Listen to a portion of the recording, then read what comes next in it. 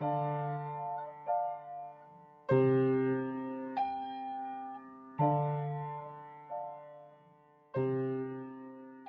like to introduce our speaker, Andy White. And I've known Andy for a long time. We used to work together. Dr. White got his PhD at University of Michigan, and he's a senior research archaeologist at the Illinois State Archaeological Survey, and he's authored many, many reports and many, many articles. But the reason we invited him tonight is because he's been very active over the past decade or so with pseudo-archaeology, addressing the question or the problem of pseudo-archaeology. And he was a founder of the Facebook group that I'm a member of, the, what is it called? Fraudulent Archaeology Wall of Shame. And he founded that group, I don't know, what was it, 5-7 years ago or more, but it has about 119,000 members now, I just checked. But it's far outnumbered by the people who follow ancient aliens, unfortunately, but we're getting there, right? Dr. White has been involved for quite some time with pseudo-archaeological topics, and not only that, not only talking about it, but kind of, I don't want to say confronting, but actually addressing the people themselves and saying, you know, what you're saying is false, this isn't true, there's no evidence for it, and that sort of thing. So he's kind of been in the trenches with the pseudo-archaeology folks for quite some time, which was why I thought he'd be a perfect speaker for tonight. So I'll hand it over to you, and thanks for being here. So Mike just set me up for failure by saying I'm going to give the perfect presentation. That is not true. That's one of the many falsehoods that I'm going to point out this evening. All right. So you laugh, so you know who this guy is. So I'm going to assume that we're all a little bit familiar with ancient aliens. Can I see a show of hands who has seen the program? Who has not ever seen an episode? Oh my goodness. Yeah, I'm going to try to catch you up. And this is actually a really, really complicated and really interesting topic, and it's one that I find pretty interesting both as a thought experiment and something that I find important to get the human past correct.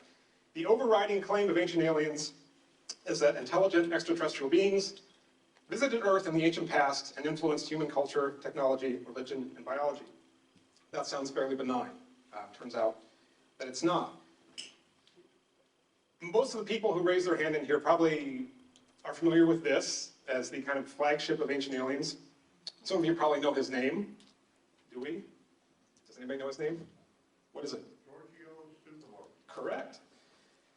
It's the guy with the weird hair. He looks like that on purpose because it's part of his shtick. He has become a meme, and that's how we know that these things are successful. When you have become a meme in the 21st century, you've got it made in the shade. So you can, whatever thoughts you want there. The thing I hear all the time when I talk about ancient aliens and when I try to get people to understand what my issues are with it is, they're just entertainers. It's all fun and games, it's harmless. I agree with part of that. They are just entertainers. The part that I don't agree with is that it's all fun and games and it's harmless. There's a reason why they look the way they do. There's a reason why they talk with these strange affects. This is David Hatcher-Trilbus.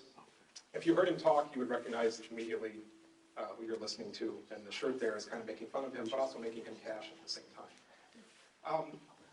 The interesting question to me is where these ideas come from. They did not just emerge out of thin air. The ancient astronaut theory was not just created miraculously in 1968 by Erich von Däniken, and we have not just received this knowledge and we can proceed on with it. It has a long history, and it's a pretty ugly history. There's a lot of context that goes back to the days of European colonialism, slavery, genocide, and Nazism, and the occult. Those are all mixed in there. There's a history of linkages between pseudoscience and some of the worst human atrocities in modern times. And the linkage is really, really clear. And I'm going to give you a few examples of those, and then I'm going to try to explain how Ancient Aliens is linked to those. These things go hand in hand. First, a little bit about me. That's actually me. The pants state me, I know. Mike introduced me a little bit, but I've been doing professional archaeology for about 30 years. I've never found an ancient spacecraft or any evidence of ancient technology of that kind. I've been excavating mostly in Eastern North America, but I've also worked a little bit in Europe and the Pacific. I've worked as a student, staff, graduate student, professor, researcher. I've taught courses in, my course is called Forbidden Archaeology. We talked about these ideas and how do you know when somebody is telling you the truth about the past and when they're not. I've been doing that for about 10 years now, so I've spent about a decade on and off. It's not my full-time job, it never has been. But because I'm a person who actually cares that we get the past right, I have made it part of my professional responsibility, let's say, to engage with these ideas and to not just set them aside. A lot of people in the generation ahead of me would say, oh, you're wasting your time. These ideas are silly. Don't give them any oxygen. I'm going to show you a graph at the end that shows that now over a third of the people in this country believe in ancient aliens. Ignoring the problem has not made it go away, and it has only gotten worse. So I think it's important to take the past seriously and to get it right. I'm going to tell you what I'm going to tell you, and then I'm going to tell it to you, and at the end I'm going to tell you what I told you, so that hopefully the points will sink in. Number one, the past does matter. It's important that we get it right. Number two, we have scientific ways to understand the past. We are not just guessing. We're going to talk about the difference between science and pseudoscience. Number three, I'm going to go through some of the main claims of ancient aliens, and I'm going to explain that they are nonsense. I'm going to show you why. That is not that difficult. They've been saying the same thing on TV for 14 years now, and before that for a couple other decades on top of it. It's all nonsense, it's all garbage. It's been shown to be nonsense and garbage many, many times. So that information is all available out there to you. I'm just going to hit some of the highlights. The interesting part to me is the intellectual ancestry of those ideas and those claims. And that's pretty long and it's pretty ugly. And that's the meat of the presentation. I'm going to talk a little bit about why people believe this stuff. I think there are a variety of reasons. And then I'm going to talk about why it's a problem. But I'm going to try to convince you that we are actually not helpless. Right now I have a microphone. Most of the time, I don't. I don't have a megaphone. I'm not on the History Channel. I don't have a light show. I actually was going to request that I had a boombox to play my theme music, but I didn't do that. So this is what you get. All right. The past matters. I don't agree with George Bush on a lot of things, but I think he's onto something here in a way. I agree with part of the statement. We can all agree that the past is over. In a way, yeah, it is. That's one of the things that makes archaeology hard to do, is we cannot observe what it is we are trying to understand. We cannot go back in time and relive the past. But the past is not over in some important ways also. Believe me, I understand the appeal of escaping into a fantasy world. I do it all the time. These are some of my favorites. You guys probably know who all of these are. If you don't, you're not nearly as cool as I am. I grew up on this stuff. I'm going to date myself. Who else in here grew up watching In Search of? Two guys with gray hair in the front, three guys with gray hair. Leonard Nimoy would get on there and they talked about Atlantis, they talked about Bigfoot, there was this picture that they showed of a burned recliner with 2 feet in front of it, and the topic was spontaneous human combustion. That gave me nightmares every time I saw it. It was in the introduction, but I love that show. Does anybody know what the top middle one is? Sleesack from?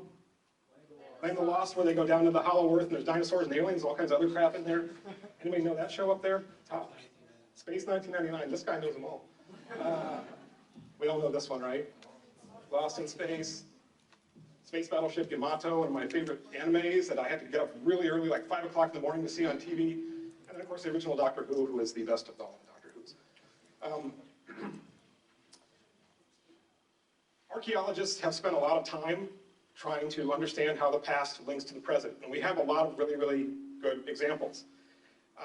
These colors on the map are showing you different kinds of grain that is the significant grain that is consumed in different parts of the world. Does anybody want to guess what the red is? Corn. What about grain?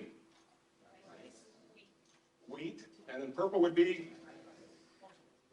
You are correct. And the reason for that is because that's where those crops were domesticated in the early to middle Holocene.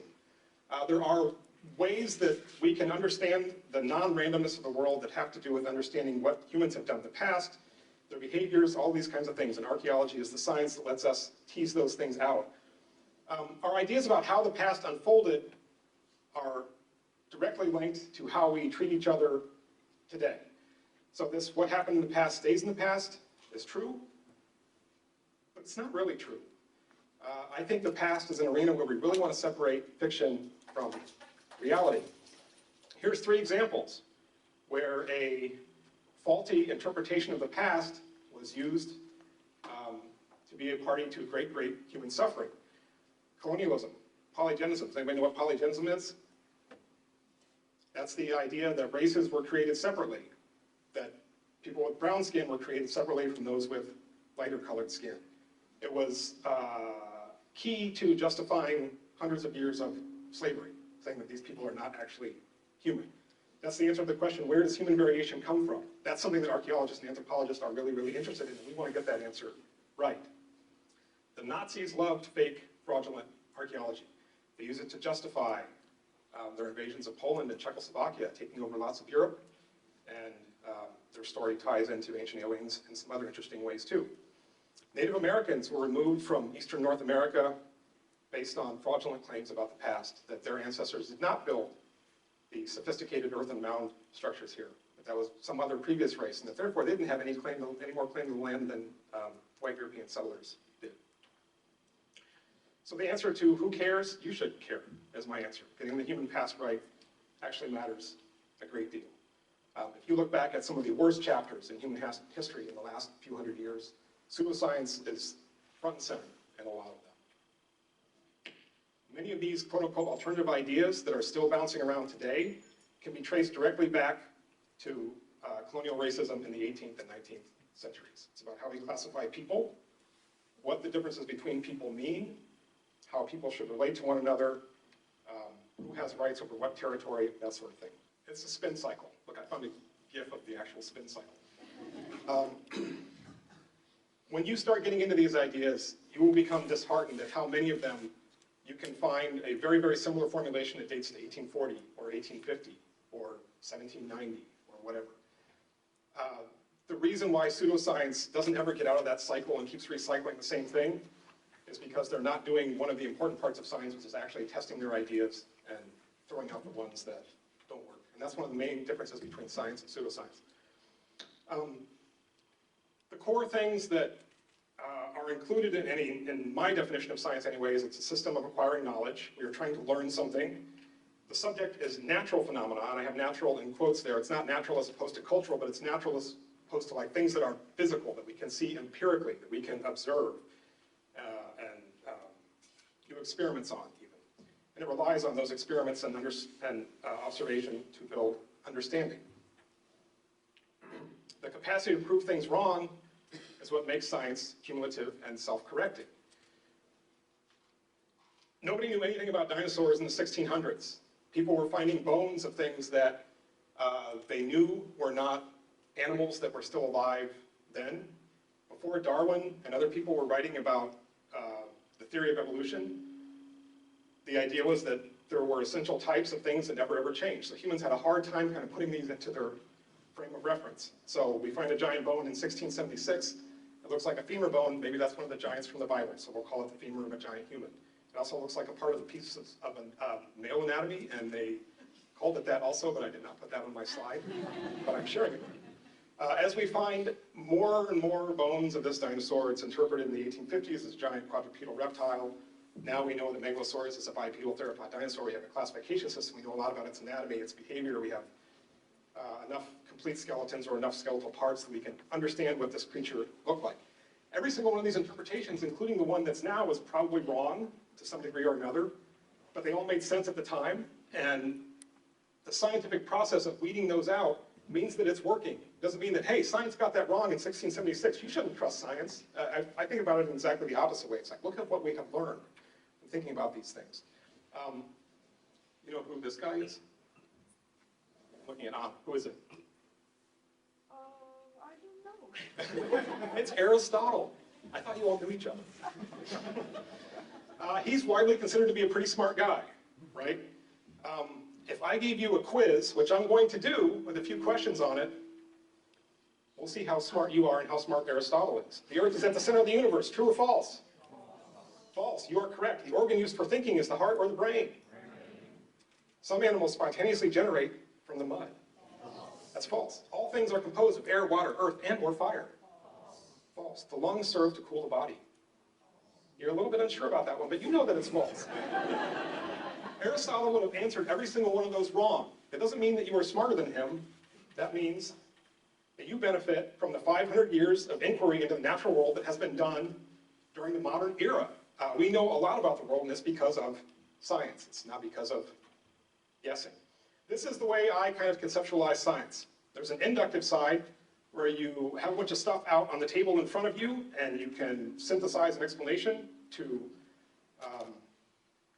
come up with a general idea of what those things mean, and then you have to find ways to test that explanation, and that's the deductive side. Whoops. When you're in this loop, where you are coming up with an explanation, you are testing it, you are refining your explanation based on your test, and you're then retesting it. I don't care what subject you're studying, when you're in that loop, you're doing science. Whether it's geology, chemistry, anatomy, whatever.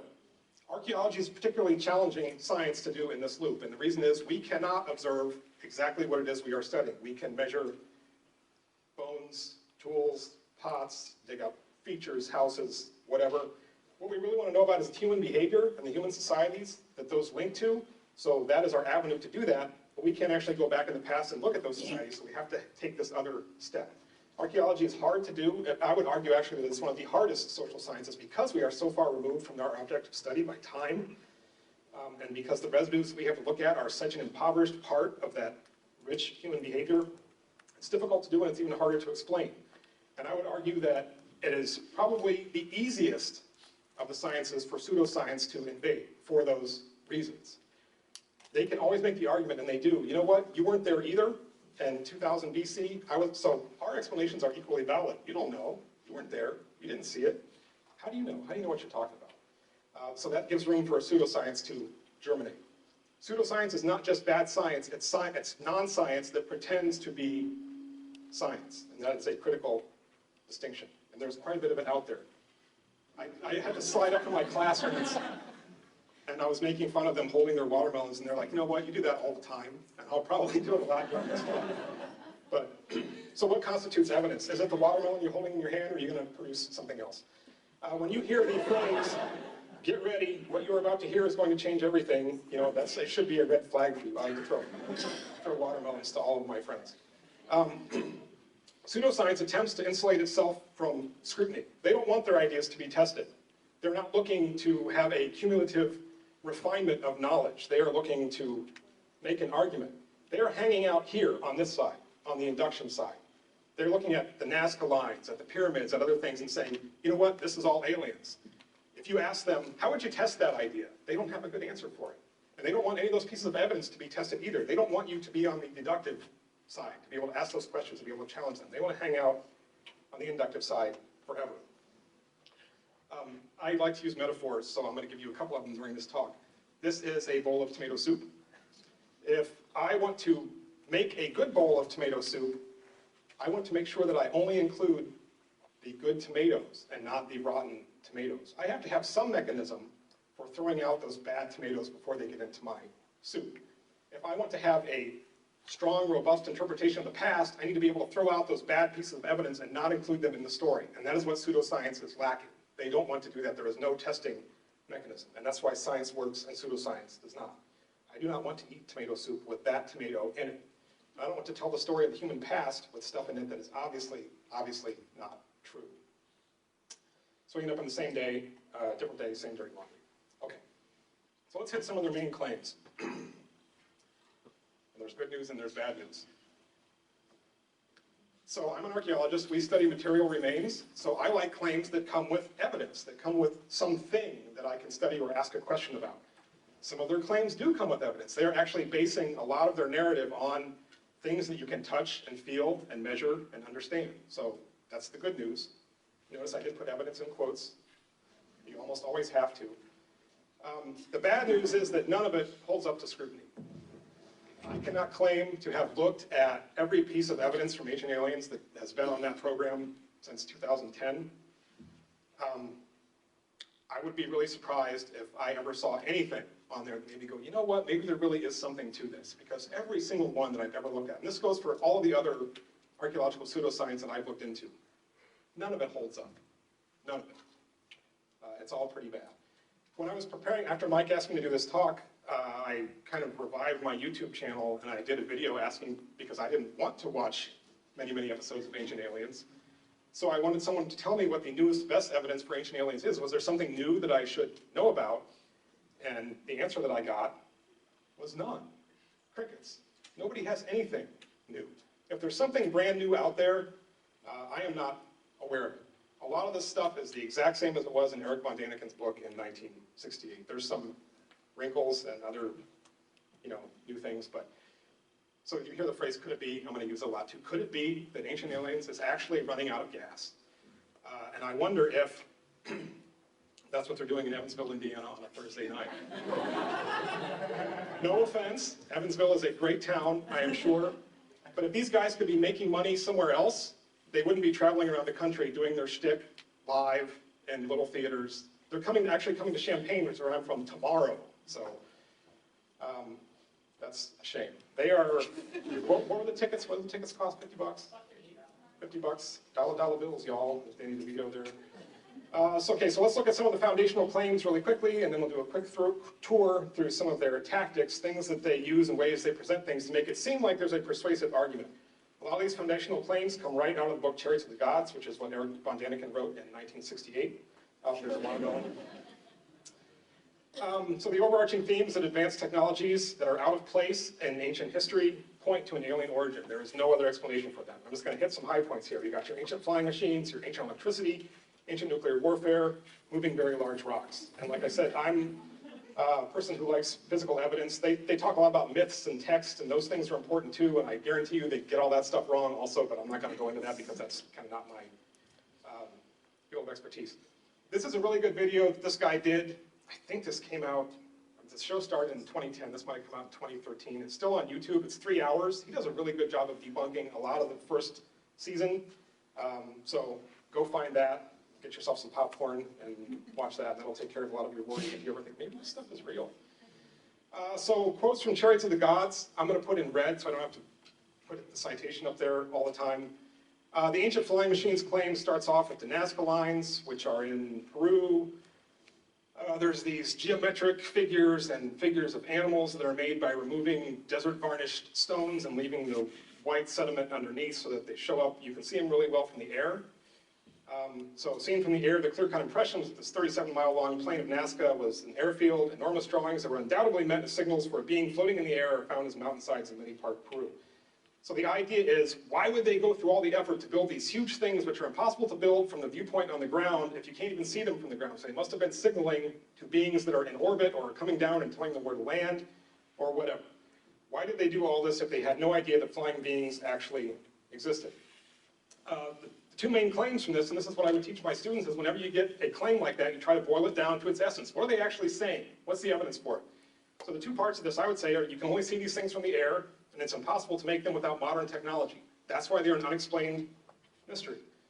There was a paper that came out in 2007. Each and every geoglyph, 1,500 of them, can be seen from somewhere on the ground, from a hillside or whatever, and they run tours there now where they have a tower. Maybe it's like a 30-foot tower. You can get up and you can see them really well. It's not that hard to build a tower. So the idea that you have to be in the air, floating in a balloon or a spaceship or whatever in order to see them is ridiculous, so we can throw that one out. These are impossible to make with modern technology. I just told you how they make them. You go and you take a stone and you turn it over. It is tricky when you think about the scale of some of these, like how do you, make all of these spirals and you get these lines and how they look so neat. People have done experiments and you can actually use simple tools to just scale them up from drawings. They've demonstrated that it can be done, especially things like spirals are pretty easy with ropes and stuff like that. So it's not that they're not difficult and not that they're not impressive, but the idea, the claim that they are impossible to make without modern technology is nonsense, so we can get rid of that too. Other evidence for flying, the Tolima jets. These are hundreds of small figurines. They were mostly of insects and other animals from a burial context in Colombia. They focused in on that one. The other ones actually kind of look like planes too, but that looks like a really good plane, right? It's got wings, it's got a tail, it's got vertical rudder, and you can see Giorgio's even got his little pin right there that he's wearing. All All the others are, insects and things like that. There are fish there that look exactly like this. So you have to decide whether this one is a fighter plane, and the praying mantis is a praying mantis, but this one is a fighter plane. Or is it a fish that is really common locally? Oh, and I did notice, so if you happen to have 6,700 spare dollars that you want to get rid of, my birthday is coming up. I'm just saying. I'm just asking questions. Here's another one, the Saqqara bird. It's a small wooden model of a bird that was found in a tomb in Egypt, dates to about 200 BC. If every model of a bird meant that you knew how to fly and you had a flying machine, I guess that really would change everything. Because I have plenty of birds and I don't have any flying machines at all. What do you see here? Come on, you know what it looks like. Duh, it's a helicopter, right? In ancient Egypt, could it be? This other one looks like a land speeder, I think. Anyway, somebody figured this out. It's two sets of hieroglyphs that are on top of one another. Neither one looks like a helicopter, but when you superimpose them and have parts rubbed off, it explains it. And yet you can go online and find this repeated hundreds and hundreds of times. It doesn't matter that it was debunked. It doesn't matter. People want to see the helicopter in ancient Egypt. It makes no sense whatsoever. McCall's rocket. This is the lid of a sarcophagus of a Mayan ruler. What do you see when you see that? Erich von Däniken sees a guy sitting in a rocket ship. He's got his left foot on some kind of pedal. He's got a screen in front of him. They're thinking it looks something like this, with this guy, half-naked guy sitting there in his little golden rocket ship. You can ask people who work with the Maya, and the design behind that is the world tree of life. It's a representation of their cosmology. If you know anything about the context, you know exactly what this represents. Or you can throw all that out and say it's a rocket ship and just repeat that over and over and over again. Ancient electricity. These things kind of look like light bulbs, right? This is from the tomb of Hathor, I think, in Egypt, BC. There's Erich von Däniken. The guy's got a really good ancient mysteries face. Like, you got to hand it to him. He is investigating the hell out of that. It's got a concert lighter. Egyptologists know what this is. It's a depiction of the creation myth. There are these lotus flowers. You can see them kind of down there at the base of our supposed light bulb, right there. There's a snake coming out. There's another depiction of the lotus flower and snake coming out. Maybe this encirclement around it is supposed to be the womb or some kind of other fertility thing. I don't know. I'm not an Egyptologist, but I believe them that they know what they're talking about rather than that guy. But I guess you can take your pick. If you're into, all explanations are equally valid, you can have a light bulb, or maybe it's a giant corn dog. And one of my friends, Pablo, I always have to give him credit for that. Another example of ancient electricity. Electric dry batteries, which work on the galvanic principle, are on display in the Baghdad Museum. That's a quote from Chariots of God. I'm pretty sure he's talking about this thing. It's a clay pot, and there was a wound, or a rolled copper sheet inside, and a metal rod where if you had, I guess, the right kind of liquid, you could produce a current. Somebody did an experiment, said they did produce a current. Nobody can find the data for that experiment. They found similar vessels like this intact that have had scrolls in them, so maybe it was something to keep scrolls in or whatever. I don't know what you would do with the tiny, tiny current that this would produce. Certainly you couldn't fly an airplane with it or do anything else, so it doesn't really make a whole heck of a lot of sense to me. Pyramids, you can't get away from pyramids and this stuff. You all ate the pyramid cookie, you know what I'm talking about? Pyramids are power plants, pyramids are, beacons to the gods, whatever. I'm sure they've done many, many episodes on pyramids. I like this drawing here. I don't know who Christopher Dunn is, but he thinks it's the Giza power plant. You've got your microwave power output, your resonant quartzite chamber, your acoustic filter. And it got me thinking, as long as we're going to count drawings as evidence, I'm going to make my own drawing of the pyramid. And that's where Bigfoot is going to poop. And this is where the rainbows go in. And that's where the leprechauns are working. And this is where the unicorns get emitted. So that's evidence. So you can take your pick. Take your pick. It's all equally valid. Claims about ancient nuclear warfare. That would really be something if we were dropping nuclear bombs on each other in the past, right? Atomic blast destroys ancient Pakistani civilization. They're talking about the civilization of Mohenjo-Daro, which is in the Indus Valley. There are some of the remains of Mohenjo-Daro there. It doesn't really look like a place where a nuclear bomb went off, if you ask me. Those are mud bricks. They've been there for thousands of years. They are pretty straight, and I see no damage from nuclear apocalypse. Their main parts of their evidence for this claim: skeletons of people lying in the street that died suddenly, that have not been disturbed by scavengers, that have not decayed over thousands of years. In other words, they see mass casualties that archaeologists have uncovered. All of these people who were just mowed down, and then there were no scavengers there because the radiation kept them away, and maybe the radiation even protected their bones for thousands of years without them decaying. If you look into the reports, you will find that it's a total of 37 people. They were buried at different times. In other words, they do not all date to the same time period, so there's no mass death, no simultaneous death. And the fact that they were buried explains why there were no scavengers. And it also explains why the bones are preserved. Same reason those mud bricks are. It's really hot there, and the preservation is pretty good. There's not a lot of, I guess, aerobic activity going on or whatever. Increased levels of radiation. They provide absolutely no evidence for that. There's no data. When somebody does that to you and says, well, what about this? And you say, well, show me. And they don't have anything, you discard that. That is not evidence. That is an assertion. That is different from evidence. The vitrified epicenter. Vitrification happens when you get so much heat that rock turns into glass and it melts. And this would have happened at the epicenter of the atomic explosion that destroyed Mohenjo-Daro. If you look at the original report, it's just pottery. It is not vitrified rock. And I believe that the original archaeologists used the word epicenter to talk about the center of the distribution of pottery. So, you know, you run with it. It's not there. So this Mohenjo-Daro thing, there's nothing to it. But guess what? People still like it. This is an article just from 2019 that came up in the search just the other day as I was finishing this talk. And it's apparently a journalist in India talking about how advanced India was back in these times because they had nuclear weapons. So if something resonates with your belief system, you are much more likely to accept it. That's not all. Erich von Däniken attributes the destruction of Sodom and Gomorrah in the Bible to a nuclear bomb. This is something I just found also. CBN, which is the Christian Broadcast Network, like they love that illustration of this town being destroyed by a nuclear bomb. But in fact, what they're quoting is a brand new paper saying it was destroyed by a comet or other extraterrestrial impact. A paper that's getting a lot of criticism from archaeologists as well. But again, if the claim fits, we love it. There's other stuff that he talks about related to this high-tech nuclear warfare, laser beam blast, and radioactive bombardment. I have not looked into any of these claims. I guarantee you they would evaporate if someone ever did. So there's just throwaway lines in his book, one right after the other. Moving really big rocks. I know who's going to raise their hand if I ask, does anybody remember Bill Murray on Saturday Night Live? It's these three guys. Right? I could move another, perhaps a smaller one. This is a great example. The temple at Baalbek in Lebanon. There was a platform that was built to have a temple on top of it, and they used these enormous, enormous stones. And these are genuinely really, really big rocks. An 800-ton rock, that's a big rock. They put 3 of them right in a row there to build this thing. If anybody's ever built a retaining wall, you know that you actually want a big rock. Like you can't use little pebbles or bricks because they can't hold back the weight, so you want something that's big and heavy. But those are really big. So maybe overkill, don't know.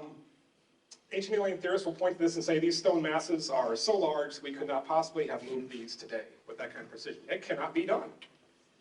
No known technology is able to move blocks of this size.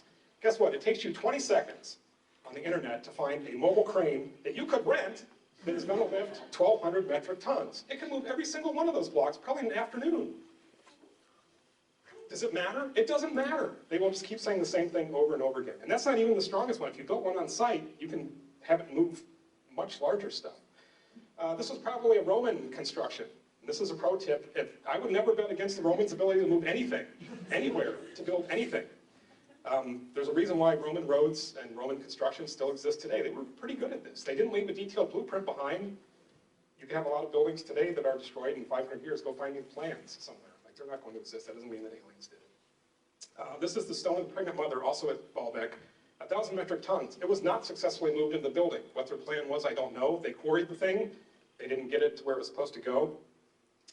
This is among the largest stones ever created by humans that we know about and moved some distance. That's a really, really big rock. But notice they didn't get to the temple.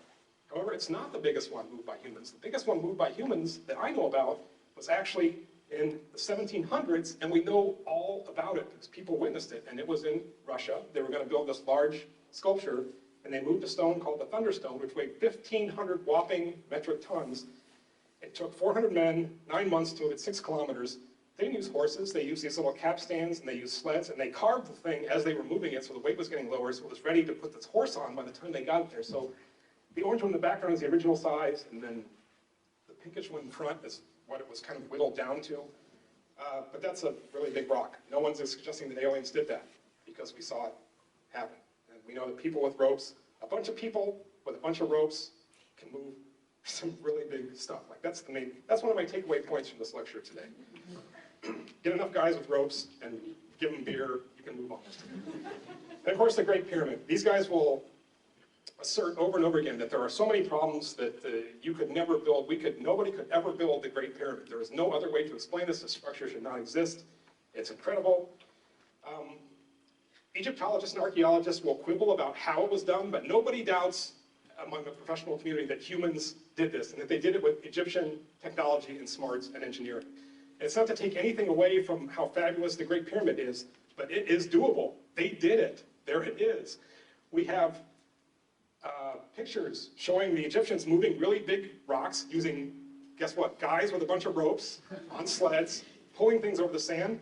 This is a relatively new papyrus, a whole bunch of these things that have the logs of how they quarried the stones and they floated them on ships up the Nile. And you know, so-and-so got paid this and so-and-so had to take off work because he was hung over and all that stuff. It's the details of labor of doing this over the course of 20, 30 years. We know how they cut rock. With the tools, we know how to use sand and hollow drills. Here's an obelisk that was not quite finished. If you look under the side of it, you see all these little scoop marks. That's from getting underneath there with a hard piece of rock and beating on it until it goes away. And you can go on YouTube and find example after example of people using these kind of technologies to move big rocks, carve things, cut things. This stuff works. It works. We know about it. But that doesn't help the mystery, so we don't talk about that stuff. So these arguments that they have are really, really pretty weak. So the strategery, there's another George Bush quote, that they're going to use to kind of persuade you that these are good arguments is a whole bag of tricks. And this is just a list that I came up with as I was sitting down to do this presentation. It is not exhaustive. Cherry picking, you ignore the evidence that doesn't agree with your argument. If it doesn't fit, don't talk about it. Ignore it. We're just going to pick the good cherries. You can say that I'm just asking questions. I'm just asking a question. You can pretend that you're an unbiased observer, just ask a question. What you're trying to do is plant the conclusion already in someone's head. It's really, really weak and pretty cowardly from a debating standpoint, if you ask me. I'm just asking questions.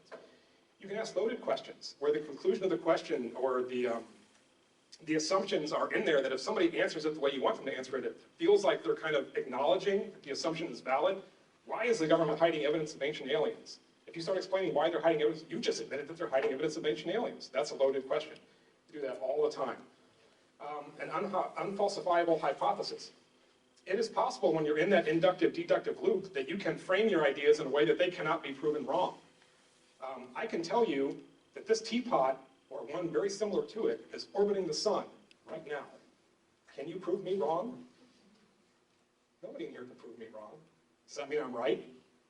No. It does not. That is an unfalsifiable hypothesis. I can tell you that 20 angels can dance on the head of a pin. You can't prove me wrong. They make this assumption that things that look the same have a common origin. This is a mistake. Archaeologists make this mistake all the time also, assuming a common appearance equals a historical connection. There are pyramids all over the world. They date to all kinds of different time periods. In a lot of ways, they are similar in form, but in a lot of ways, they're really, really different. You know what happens when you make a pile of sand? What does it look like? It looks like a cone, right? It's teeny tiny at the top and it's broad at the base. It does that because that's the way it's stable. It doesn't matter whether I do that in Africa or Cambodia or Belize. That pile of sand is going to look the same. That's why people build pyramids like that. Before you have rebar and concrete and stuff that you can weld together, the best way to get something as tall as you can is to make it big at the base and make it smaller as it goes up in the top, and you don't have any mortar to glue stuff together, so you use dry laid sediment. Like that's how you make a pyramid. That's why they look the same. Not because they were all taught by the same alien how to do that. This idea that we couldn't do this today. We cannot possibly do the Great Pyramid today. I'm not even going to... The idea that in the 20th century, no architect could build a copy of the Pyramid of Cheops, even if the technical resources of every continent were at his disposal. Really? You're telling me we could not in 27 years build something that is the same as that with resources of every continent at our disposal? Does anybody believe that? We could build the hell out of those pyramids if we wanted to. We absolutely could. These guys do not understand how archaic states worked and the power that those leaders had to control labor and use human capital to accomplish things for their egos. Totally possible, and in fact it was done many, many times. I already talked about this one. Neither of us was there, so my interpretation is just as valid as yours. That's only if you reject the notion that we can ever really know anything. You know, maybe we can't. Maybe we're in a kind of, I'm not sure exactly what the word is, like postmodern world where you can't ever really know anything. I believe that we can. I consider myself a scientist. You can set up a straw man argument and then attack it. Here's von Däniken saying, "My kingdom for a convincing explanation of the transport of stone blocks." Of course, the scholars say that wooden rollers were needed. Nobody says that they needed wooden rollers. There's a million different ways to move blocks. There's all kinds of interesting ideas. But Egypt didn't have a lot of trees, so they didn't have a lot of wooden rollers. But you can set up that straw man and knock it down and say that's impossible. It's a false premise. The baloney cannon, this is what they do all the time. Just one thing after another. You don't even have time to shoot one down and think about it. They're just going to overpower you with nonsense. And this is another metaphor that I like. If you want a really strong cup of coffee, like I do, you cannot add weak coffee to more weak coffee and get that strong cup of coffee. You can't add diluted stuff to more diluted stuff and get something that is strong. If all of your pieces of evidence are crap, putting them all together does not make a strong argument, period. So you take them one at a time. All right, here's the good part. The intellectual ancestry of ancient aliens. If you're not in that loop where you're testing ideas, it actually does matter quite a bit where those ideas come from. Ancient aliens is really just a recent veneer on some really old, really ugly stuff. There are a lot of intertwined historical threads, and I'm going to go through them at absolutely blistering speed. We're going to start with Plato. Do we blame him for all of this? No, we do not. But he did one important thing, and that's he wrote a story about Atlantis back in, when was that, 400 BC or so?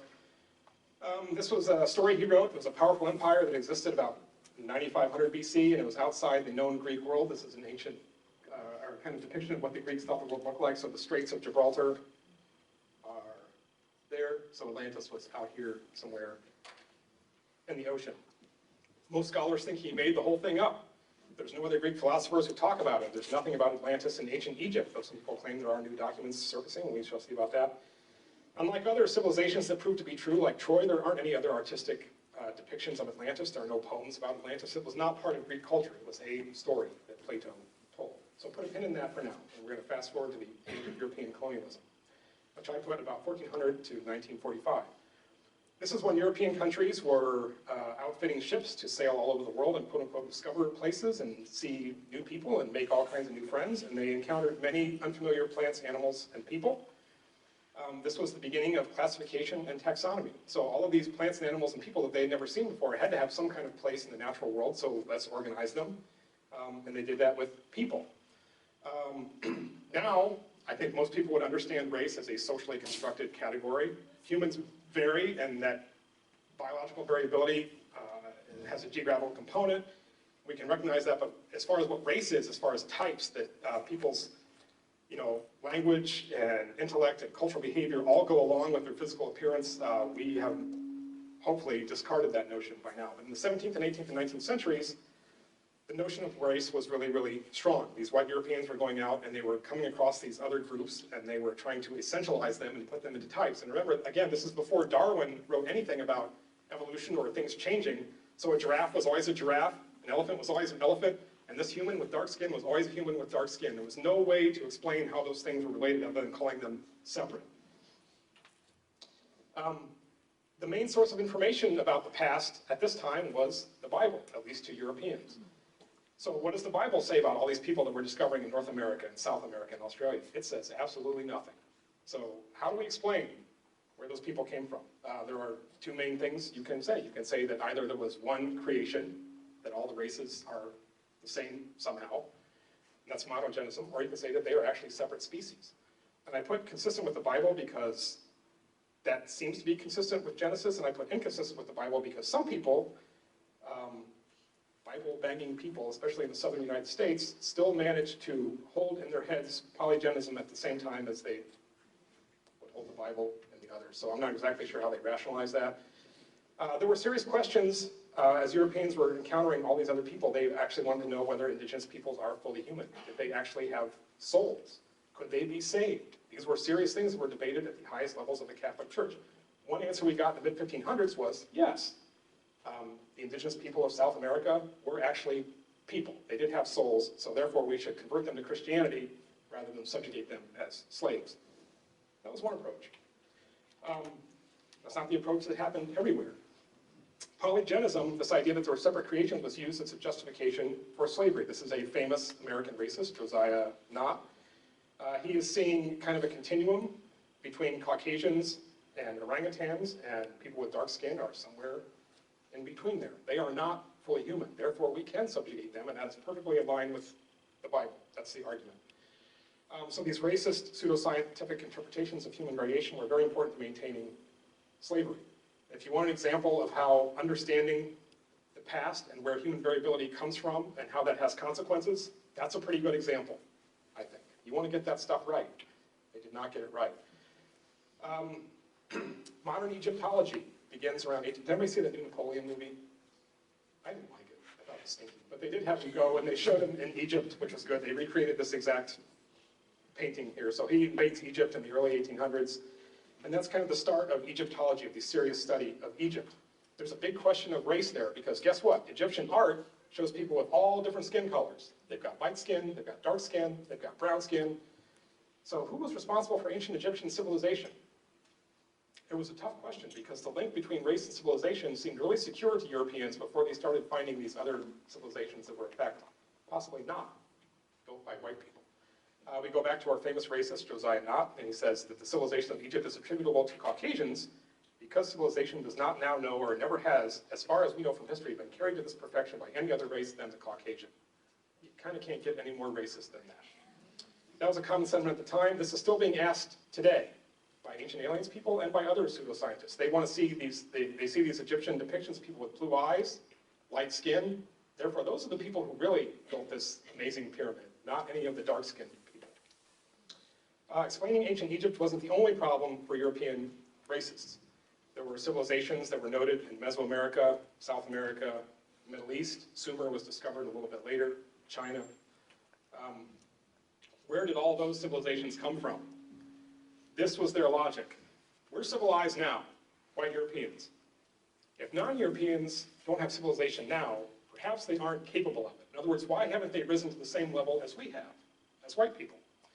If they're not capable of it now, they probably would not have been capable of it in the past, because things tend to get more sophisticated as time goes on, not less. If only whites are capable of it now and were capable of it in the past, the first civilizations, therefore, must have been white. So that means that these ancient civilizations in Egypt, India, Peru, China, either were created by whites or were descended from a white civilization. And that is the key concept of hyperdiffusionism. Things flow from superior to inferior, and there's a single source for innovation. This is how they want to explain all the pyramids all over the world. There are multiple examples. They probably have a single origin.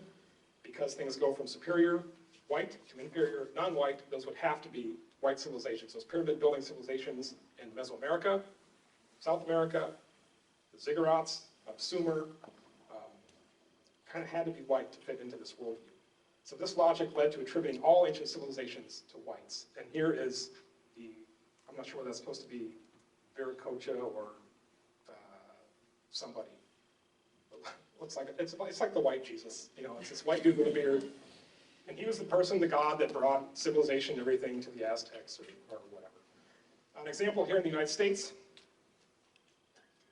some mound builder myth, which I've already talked about. Eastern United States is dotted with these sophisticated, large earthen mounds.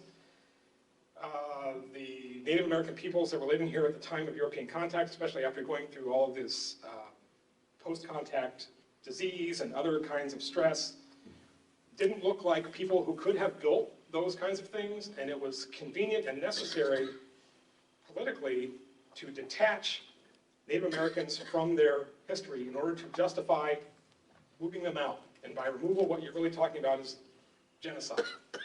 And that happened, and it was in the early 1830s connected explicitly to the idea that they have no more claim on this land than you or I do. So let's get them out of here. That was because of a faulty interpretation of the past. So, where can we find this mother culture from which all the civilizations around the earth sprang forth? Anybody want to take a wild guess? Where did that mother culture come from? I learned in class I'm not going to bail you out. Somebody's got to guess. Atlantis. I'll take racist Atlantis tropes for $1,000. You are correct. No one really cared much about Atlantis in the 1400s, 1500s, 1600s. But once this kind of scientific racism stuff kicked in and the justification of slavery and the colonial empire, all of a sudden Atlantis became really, really important to understanding where all of these other ancient civilizations came from.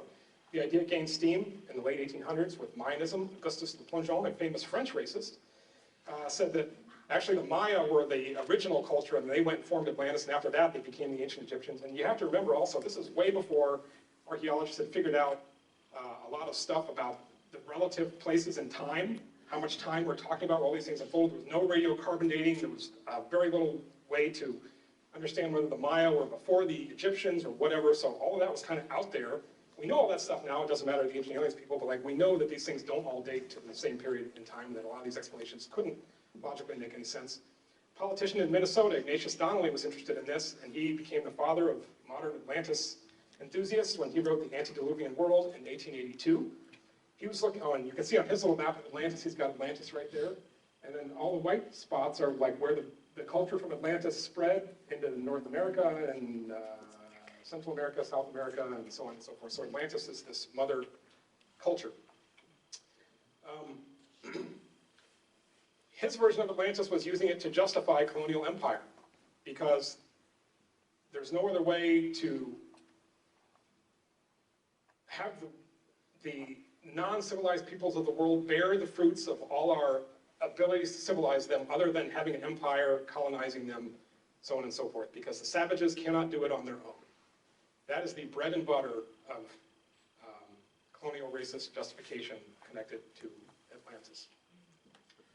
The occult joins in soon afterward. This is Elena Blavatsky, who founded the Theosophical Society in the late 1800s. Edgar Cayce came a little bit later. She has Atlantis and the Atlanteans being this mystical race way back in time who eventually gave, were the, I guess, progenitors of the Aryans, which we'll hear that word a little bit more. They also had flying machines, and they had a lot of high-tech stuff that they gifted to these ancient Aryans. You can see her little logo there on top. You may recognize that symbol. That's another through line that we start seeing quite a bit. And guess who else was into ancient Aryans? There you go.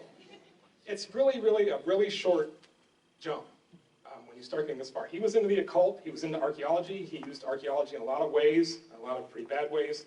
And he loved the ancient Aryan idea. He loved the idea that Aryans were the superior mother race and that they had descended from the Atlanteans and they were special in some kind of way and they were entitled to their place in Europe. Nazis made extensive and fraudulent use of the past to justify expansion and racial politics. Any piece of pottery that had a swastika on it and it was a very widespread symbol, guess what? That's Aryan, that's German, that's ours. They used archaeological justifications for the invasions of Poland and Czechoslovakia. They used archaeology in propaganda. That SS symbol, that's a Nordic rune. You can see our brave SS soldier there with the Nordic soldier behind him. They somehow worked ancient Greece and the Acropolis into what it meant to be German. I don't remember the chain of logic there, but they did that. And they actually physically looked for the ancient Aryan homeland in Atlantis. They were out looking for Atlantis. So a lot of those Indiana Jones movies are bad in a lot of ways, but they got it right as far as the German fascination with this stuff. They were all over it, and that is legit. They didn't find it because guess what? It does not exist. That really solidified Atlantis as the mother culture of choice for really, really serious racists. I mean, you can't get any more serious than slavers and Nazis, and those guys were all over it. So there's our Nazis at the end of World War II. So how do we get aliens involved in this? So far I haven't said anything about aliens for a long time. Ancient aliens is basically the same thing. It's the same set of ideas with just aliens replacing Aryans or Atlantis. It's the same set of notions that these people out there could not possibly have done this by themselves. There must be some kind of mother culture or mother or way that these ideas were transmitted to them. And that's kind of the racist underpinning. The main issues are the same. Hyperdiffusionism also, and the embrace of fraudulent archaeology. There's absolutely no desire to sift out things that don't agree with that narrative. I'm going to go through this stuff real quick. So worrying about space aliens actually dates back farther than you might think. People started worrying about this stuff in the 1800s. Obviously, we didn't have a space program then, but we had telescope technology that was coming online, so you could look at the moon. There was a series of 6 newspaper articles that ran in 1835 claiming that they could see people on the moon, and this is what they looked like. So anybody who ever says, well, it's printed in the newspaper, it must be true. So what about the great moon hoax of 1835, smarty pants? Technology of telescopes let us see these quote-unquote canals on Mars, which they thought were intelligent constructions, let's say. Now, obviously, we can look at Mars with a little bit more resolution and see that those are not canals. We have landed on Mars, there are no canals there. It seemed to make sense at the time. Started worrying about aliens invading us, because if we can see them, they can see us. This was War of the Worlds, written by H.G. Wells in 1898. Still watching Mars for canals in 1911. There's like a canal race, I guess, where we have to keep track of them. 1920s, fiction, H.P. Lovecraft. A lot of his stuff, which I've never read, but I've heard it's actually pretty racist too. And one of my friends online has written about this quite extensively, but it was talking about ancient space gods who once ruled the earth. So we're getting there. 1938, Orson Welles reads a radio adaptation of War of the Worlds on the radio. People thought it was real. There was a big panic. The technological race that happened because of World War II, especially weapons, spurred our interest in space-based thinking. At the end of the war, both the Americans and the Russians took as many German scientists as they could to jumpstart their space programs. These are German V-2 rockets, were the first human-made objects in space. They were Nazi weapons, go figure. And we have our first modern UFO sighting just a few years later. Kenneth Arnold sees stuff in June of 1947. He describes them, the newspaper calls them flying saucers, and we're off and running with the modern UFO era. Roswell also happens that summer. We get a lot of alien invasion fiction in the 1950s. This was the earliest guy I could find who I would call an ancient astronaut theorist who was talking about aliens visiting the Earth in the ancient past. So I'm going to assign that to Harold T. Wilkins, who wrote about a lot of crazy stuff, but this was one of those things, until I guess I know differently. I read part of his book there. Our Earth may have been under observation by extraterrestrial visitants for some 1,250 years, 1,250 years past. That's it. That's the earliest statement I could find, 1954. So I'm going to put that there. Space aliens observed us in the past. It's key to them coming and visiting us and messing around with things. The guy who really got it going, though, is our friend Erich von Däniken, who crystallized the ancient astronaut theory in the late 1960s. He connected all of these dots in a way that helped him sell a lot of books.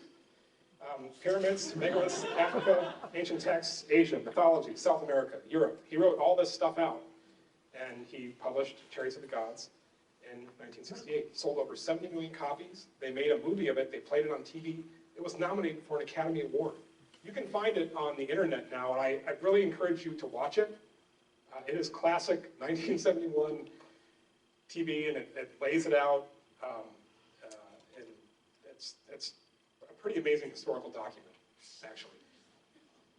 It's kind of interesting where he wrote a lot of that book. He had time on his hands because he was in prison for embezzlement, fraud, and forgery. The court psychiatrist described him as a prestige seeker, a liar, an unstable, and a criminal psychopath.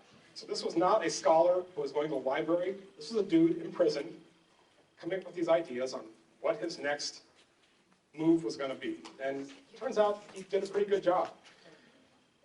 He started a theme park in Europe in the early 2000s. It didn't last very long, only a few years. You can see he's got his giant skeleton there. People show me this picture online as proof that giants existed. It is a model skeleton. Anybody can do that. There's his Ender ball there. Here he's got the stone ball back and all these poor cranes all trying to lift it all together, and they can't because it's impossible. So you can pay money to see that, or you could. Then I think they rented it out for birthday parties for a while. Now it might be closed. They should do something with it. That's seems like a wasted opportunity. The race question. So I don't have to put words in Erich von Däniken's mouth.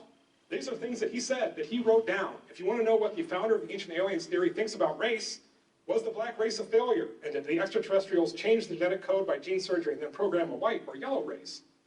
I quite understand that I'm playing with dynamite if I ask whether the extraterrestrials allotted specific tasks to the basic races from the very beginning, i.e. programmed them with special abilities. In other words, were the races made different at creation? That's Polygenism. Once this basic question is accepted, we can and should not avoid the explosive sequel. Is there a chosen race? Who do you think that would be? He's not the only one. You do not have to even look to find unabashed white supremacists in pseudo-archaeology, especially Atlantis stuff and alien stuff and whatever. This guy, I had my class read his book. This was one of the worst books I've ever read. We tore it apart chapter by chapter, and it was easy, but it was an exercise in critical thinking and argument, and so we did it.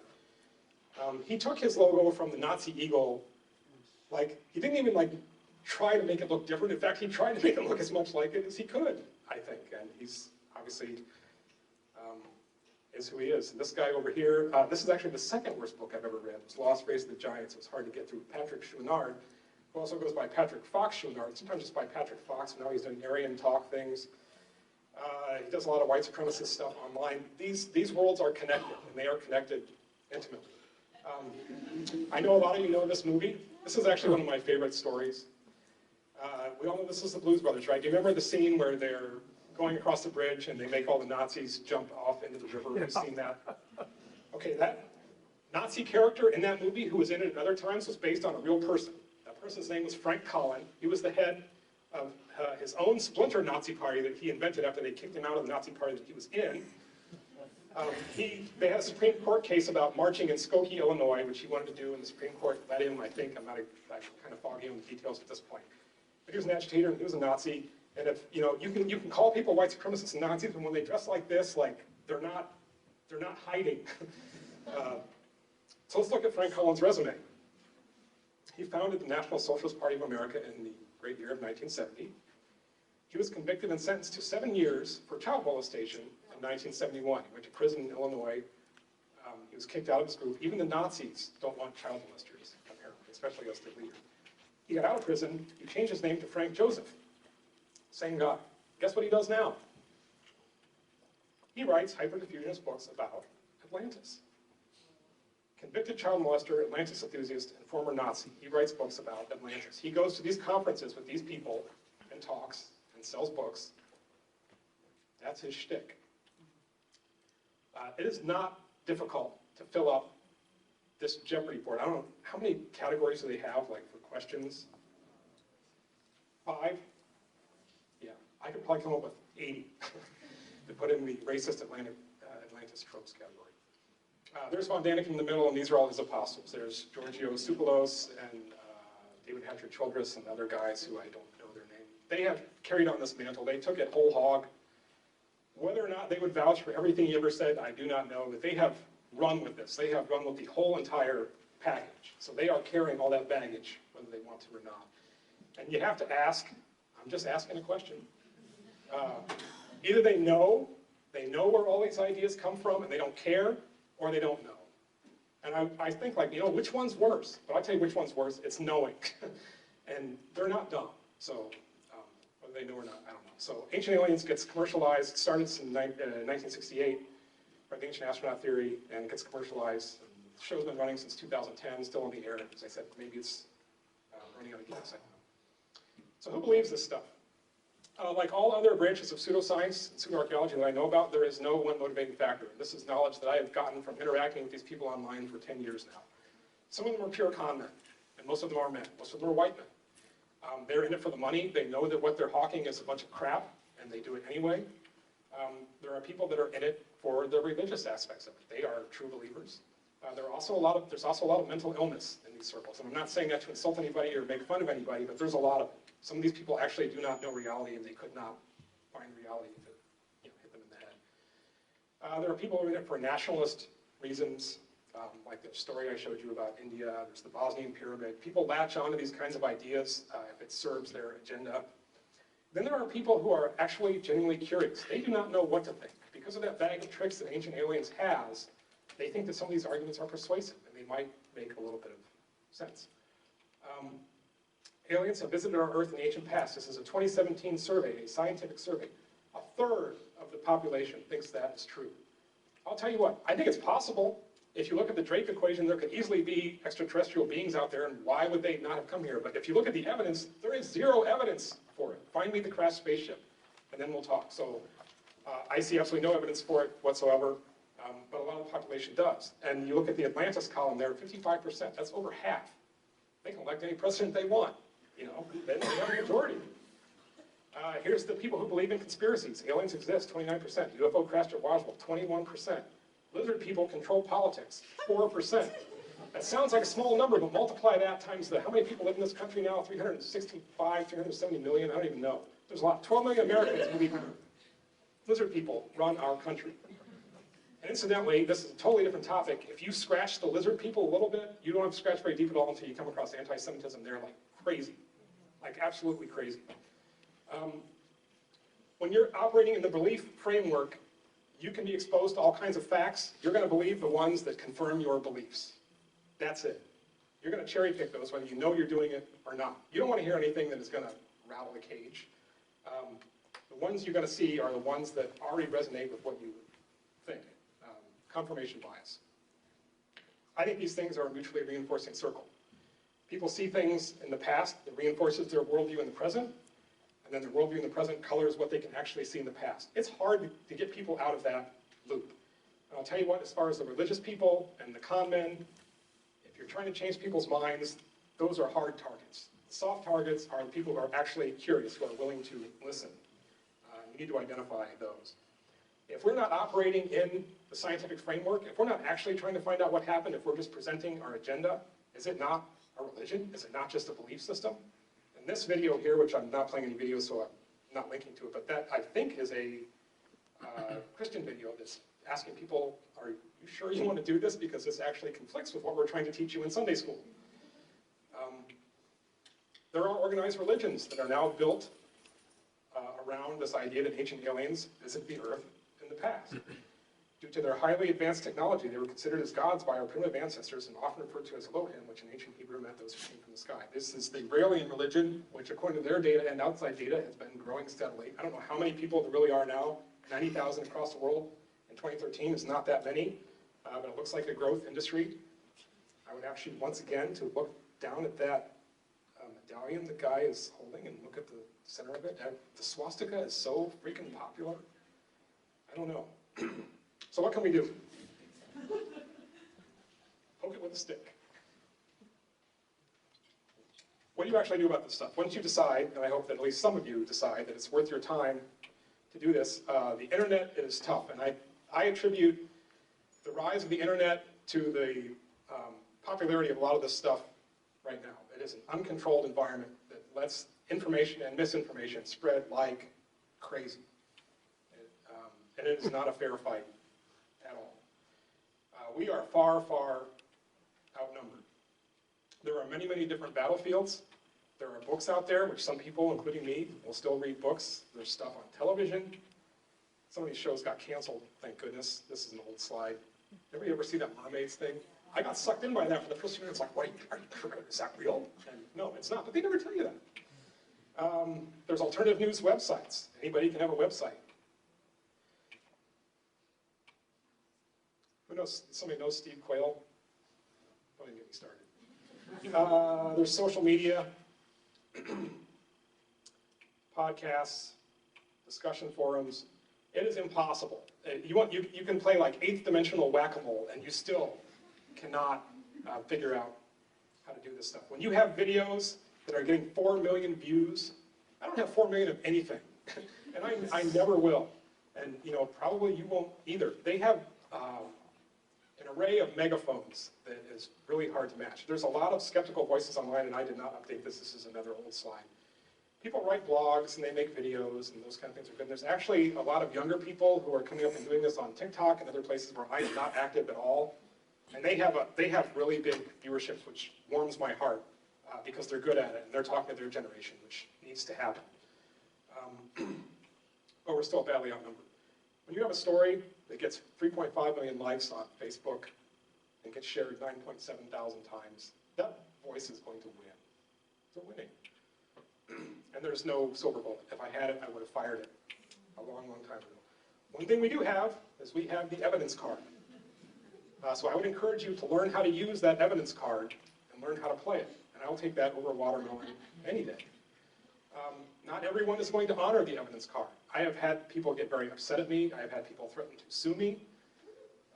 They don't like to have the evidence card played, especially the con men, those guys. The curious people do. And in fact, I've gotten emails from things that I've written in videos that I put up where they're like, people have thanked me and said, you know what, I was looking for information and I found your site and I read this, and thank you for being a backstop for everything else that I heard out there, and what you said actually makes sense. That's a win. You know, you're not going to be able to do that by fighting with people online in a forum on Facebook where the comments, things get buried and then they go away 24 hours later and it's like it never happened. You want to be able to put resources out there for those curious people. There's a lot of information out there. There's a lot of misinformation out there also. And with AI today, it is amazing.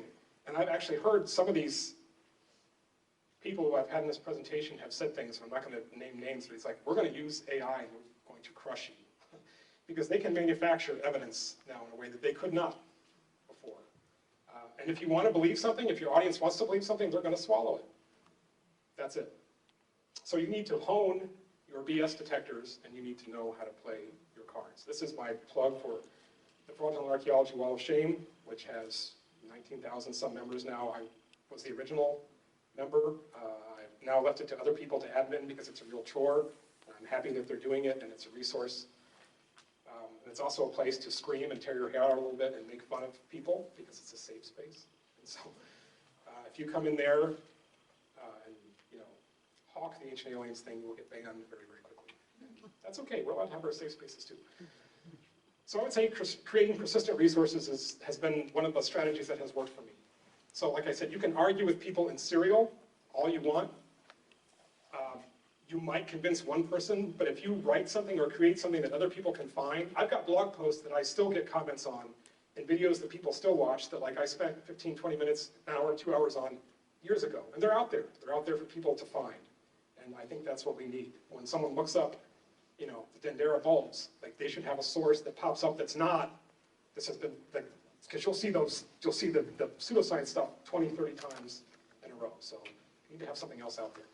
And you need to meet the curious people where they are. I really like writing my blog, but I stopped doing that and I switched to video because I realized that those were the places that were getting millions and millions of views. Like that's where people are going for their information. They want to sit there and smoke weed and watch a video about ancient aliens.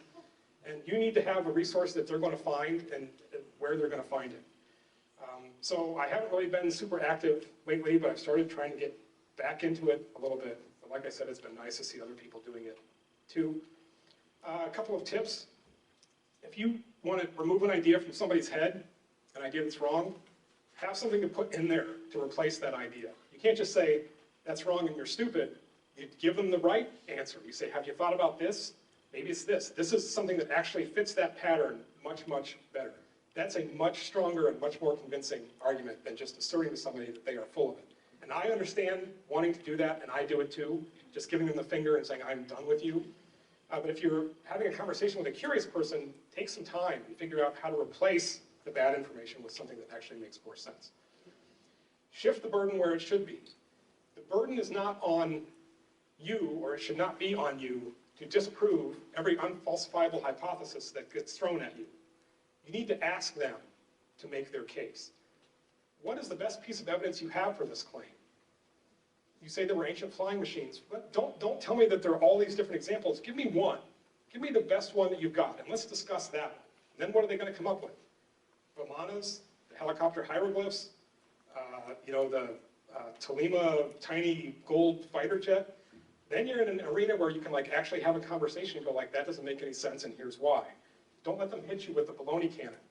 You can also ask people, if this is an idea that you are so convinced is right, what would it take to prove you wrong? What would you accept to back away from your idea? If the answer is nothing, you're not going to convince me, then you're not talking to the right person, because you're not going to convince me. You should believe them when they say you're not going to convince me.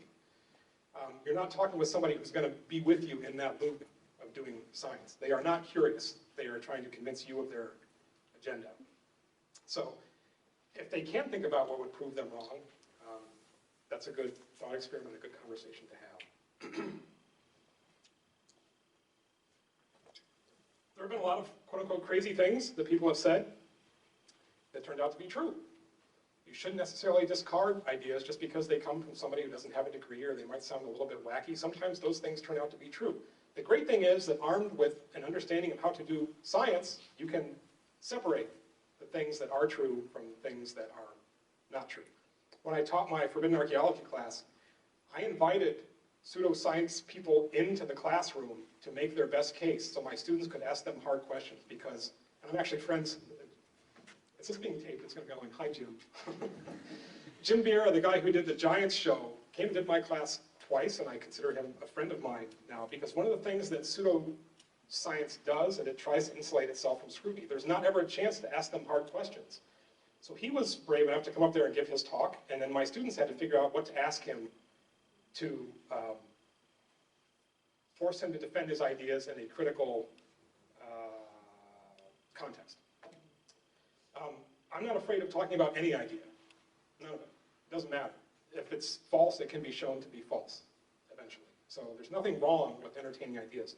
And when you're doing science, it actually makes no difference where the idea comes from. I've had some really good ideas that came to me in dreams. Does that mean they're right? No. Does that mean it's a bad idea? Not necessarily. I can test it. I can figure that out. I've had good ideas when I've been drunk. I've had really bad ideas when I've been drunk too. The point is, it doesn't matter. If it's a good idea, I can work on it later and develop it. If it's a bad idea, I can discard it. It doesn't matter. However, if I am a Nazi, which I am not, and I have no intention of testing my ideas, then it actually does matter that I'm a Nazi when I'm telling you where my ideas come from. That's the distinction. All right, so what I told you was the past matters. We can understand it scientifically. The main claims of ancient aliens are nonsense. There's a very ugly intellectual ancestry.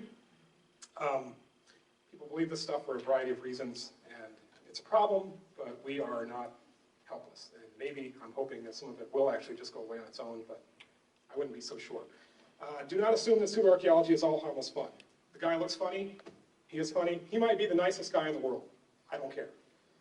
I think that it's shameful to peddle that crap, not knowing or not acknowledging, I guess, the history of it and all of those ideas, or just ignoring and saying that I'm just asking questions. That is lazy. This is a useful metric. If you run across an idea or a claim and the Nazis really, really like it, that might be your first clue that you should look at that one with a lot of scrutiny. If you come across a claim that the Nazis really, really don't like Franz Boas, he's the father of modern folklore anthropology, they burned his PhD and took it away, that's maybe a clue that there is something there worth looking at. I don't have any quantitative data, but if I was going to make a Venn diagram, I would say that most of your white supremacists are actually probably really familiar with all of these things because it articulates their belief system. Some of them actually might have gotten into it from that way, and sometimes maybe the arrow goes the other direction. Not all people who believe in Atlantis and ancient aliens are racist, and they might not know. They might not know that those ideas have all that baggage that they're carrying, and it's useful to tell them that. And as you can see, I've taken an hour and 20 minutes to try to make this point. It's not an easy point to make, and you can't just say, that's racist, I'm leaving, because they won't believe you. They won't believe you. You have to figure out how to make the argument in a way that people will be receptive to. Bad ideas live on because pseudoscience does not embrace that theory-killing power of contrary facts. They are not looking for the contrary facts. They're looking for things that reinforce the story that they're already trying to tell. If they cannot find that evidence, if it's missing, it's often incorporated into the academic conspiracy, and that is another whole presentation. The absence of giant skeletons is because the government is hiding them from you and doesn't want you to see them.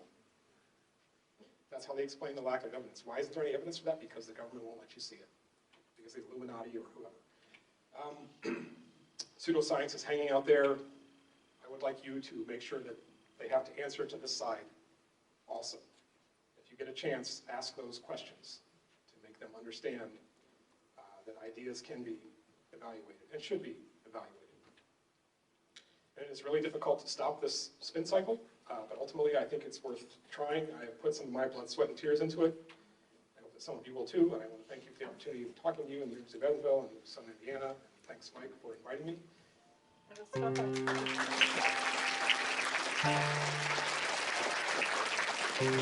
fun.